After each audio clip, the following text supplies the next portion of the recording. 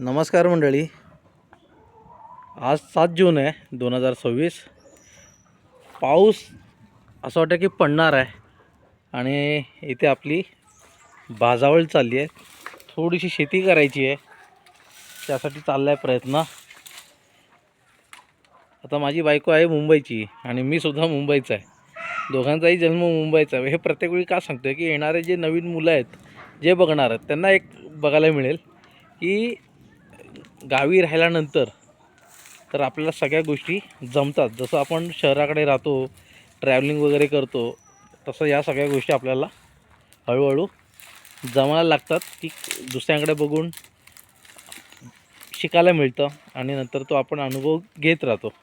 तर आपल्याला इथे शेती करायची आहे, ते पण हळद करायची आहे इथे. त्यासाठी आपला हा छोटासा प्रयत्न आहे. बघूया. असं ती भाजते आहे बघा. जमीन भाजल्यानंतर आहे ना, जी शेती असते ना ती एकदम चांगली होते. तर त्या साईडला आपण काय केलं आहे, लाल माठ, हिरवा माठ असं लावलेलं आहे. पण काय होतं, अशा या बांधांवरून गुरं येतात गावातल्या मंडळींची आणि शेतीची पूर्ण वाट लावून टाकतात. तर आता पावसाळ्यामध्ये सहसा म्हणजे आता येणार नाही आतमध्ये, कारण की त्यांना चारा भरपूर असणार आहे आणि पाऊस पडल्यामुळे बघा हा चारा त्यांना आता चांगला झालेला गुरांना. पण काय करतात की गुरं आतमध्ये आले की सगळं आमचं जे केज होतं, म्हणजे असं कुंपणसारखं होतं, ते सगळं तोडून टाकलं आणि हिरवा माठ, लाल माठ सगळी भाजीची वाट लावून टाकली. पण ठीक आहे, गुरं आहेत शेवटी. आपली असते किंवा दुसऱ्याची, शेवटी ती गुरंच आहेत. त्याला आता आपण काहीच करू शकत नाही. पण सांगायचं म्हटलं की आपल्याला जबाबदारी पडली तर सगळ्या गोष्टी आपण करू शकतो. आता हिला सगळं करता येतं. आता शेती वगैरे तिला जमायला लागलं, कारण की पावसाळा चालू झाला तर लावणी वगैरे आहे ना, ती लावायला जाते. त्यामुळे तिला तो अनुभव आहे. वातावरण बघा कसं आलं आहे, खूप सुंदर झालेलं आहे, एक नंबर, जबरदस्त. हल्ली आमचे व्हिडिओ येत नाही, कारण की आमचा वेगळा प्रयोग चालू आहे, वेगळं काम चालू आहे. त्यामुळे एकावर अवलंबून चालणार नाही. म्हणजे आपलं गावठी कुक्कुटपालन आहे. आंबा काजू नुकसान होतं आहे, कारण की तिथे रस्ता नाही आहे. आपण माणूस आहे ना, आपण एक भांडतच राहतो जमिनीसाठी, पण रस्ता द्यायला कोण पुढे येत नाही. मान्य आपल्याला जमीन कोणाला द्यायची नाही आहे, पण रस्ता दिला तर जागेचे भाव वाढतील आणि चांगला विकास होऊ शकतो. पण आपण आपल्या माणसाची एक वृत्ती आहे, माझं द्यायचं नाही पण दुसऱ्याचं मला फुकट पाहिजे असतं, मोफत पाहिजे असतं, असं बऱ्याच जणांचं असतं. पाऊस आला आहे बघा, समोर आता पडायला लागला आहे. आता ही वाट आहे, ही वाट आल्यामुळे आपण आजारी व्यक्तीला घेऊन जाऊ शकतो डॉक्टरकडे किंवा कुठे. पण यांना थोडंसं वृत्ती चेंज केली ना, तर आपण गावाकडे चांगले उद्योगधंदे करू शकतो.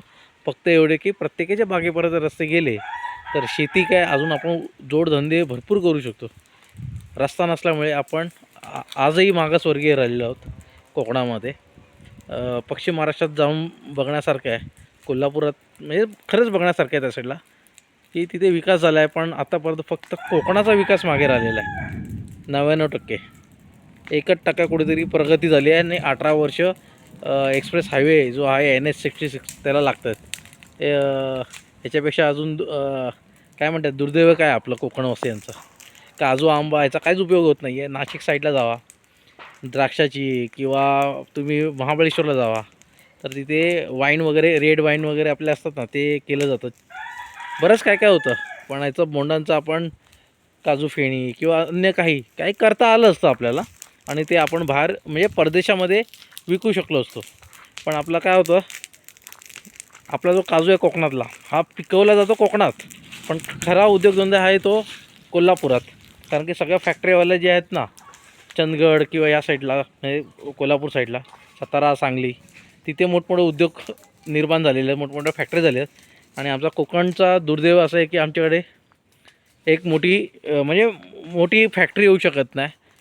काजू इकडे होतो, पण काजूची जे फॅक्टरी आहेत ना, त्या आमच्याकडे होत नाही. हे मोठं दुर्दैव आहे आमच्या कोकणवासियांचं.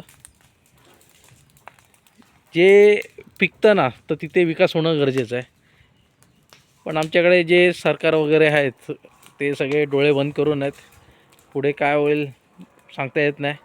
आणि आता पीक पण बरंच असं आलं आहे की पहिलं कसं होतं की शेती केल्यानंतर भात पुढच्या वर्षी वापरला जात होता. पण आता काय झालं आहे की ह्या वर्षीचा भात पुढच्या वर्षी परत होत नाही. काय करायचं हे मोठं सगळीकडे आता झालेलं आहे. म्हणजे म्हणतात ना की कृत्रिम या प्रकारे सगळं केलं जातं आहे. आर्टिफिशियल किंवा असं वेगवेगळं रिसर्च करून केलं जातं. पण हा जो पाऊस आहे ते पण काय खरं नाही. गेल्या वर्षी 3 मेला चालू झाला होता, अफाट पडला. पण यावर्षी काहीच नाही. भविष्यामध्ये कुक्कुटपालन, शेळीपालन, दुग्ध व्यवसाय हे कोकणामध्ये कुठेच बघायला मिळणार नाही. आणि जे असणार आहे ते भय लोकांची असणार आहे. कारण की अफाट जमिनी विकल्या जात आहेत मोठ्या प्रमाणामध्ये. रस्ते होत नाही ना, त्याचं कारण तेच आहे की कवडी मोलामध्ये भारता येऊन घेऊन जातो आणि तो विकास करतो आणि आपण त्यांच्याकडे कामाला जातो. हे असं झालेलं आहे. आपणच एकमेकांशी वाद करत राहतो आणि विकास करत नाही आपण. का? कारण की रस्ता मेन महत्त्वाचा आहे. जागा तर आहेच महत्त्वाची, पण रस्ता असेल तर विकास आपोआप येणार. रस्ता नसतो त्यामुळे तिथे सगळं जमिनी अशाच पडून राहतात. शेवटी आपल्याला असंच अशा ह्याच्यामध्येच जायचं आहे. हे पण म्हणजे विचार करा.